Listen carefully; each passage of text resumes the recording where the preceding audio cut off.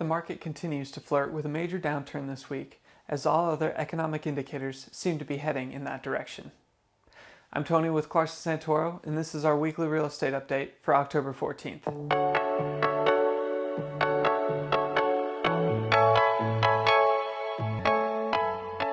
In this series, we update you on the latest trends that are occurring in our real estate market here in San Ramon.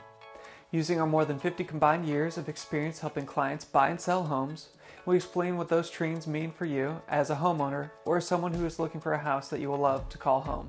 The current inventory is 51 homes, down from 53 last week.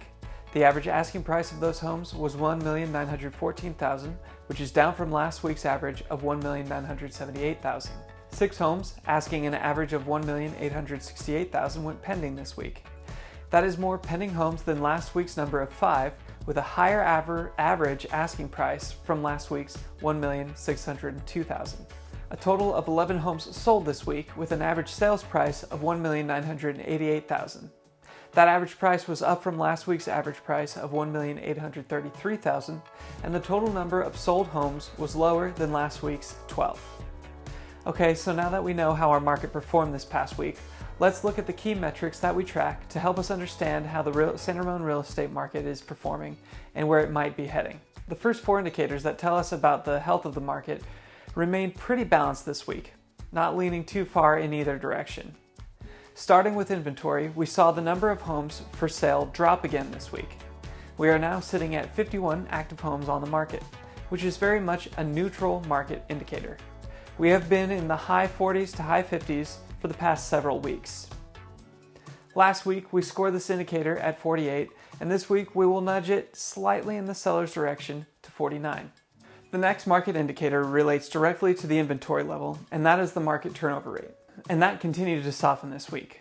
We are now down to the market inventory turning over only 0.51 times per month. Considering that inventory levels continue to drop along with this turnover rate shows us that buyer demand is extremely low, but sellers know that and are choosing to wait to put their house on the market.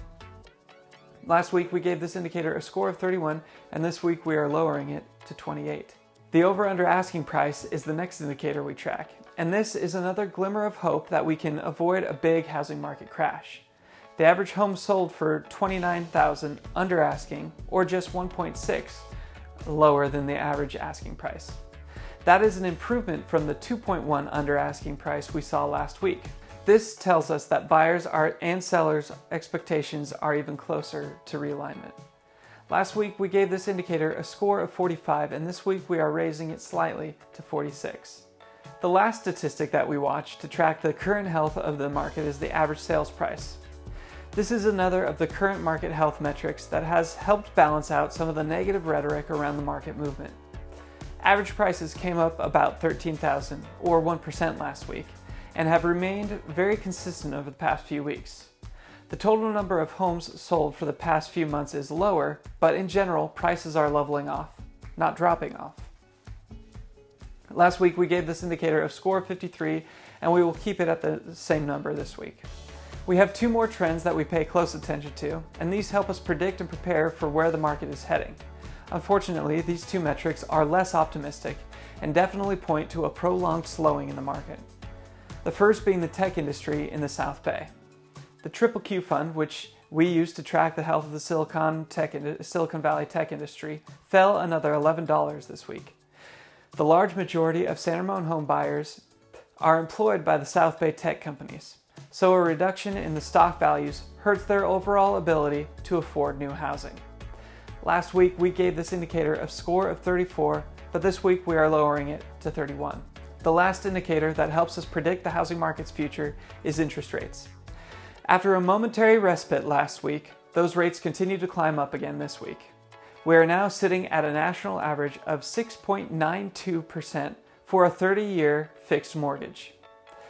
The cost to borrow money is now at a 14-year high. Last week we gave this indicator a score of 27, and this week we are dropping it to 23.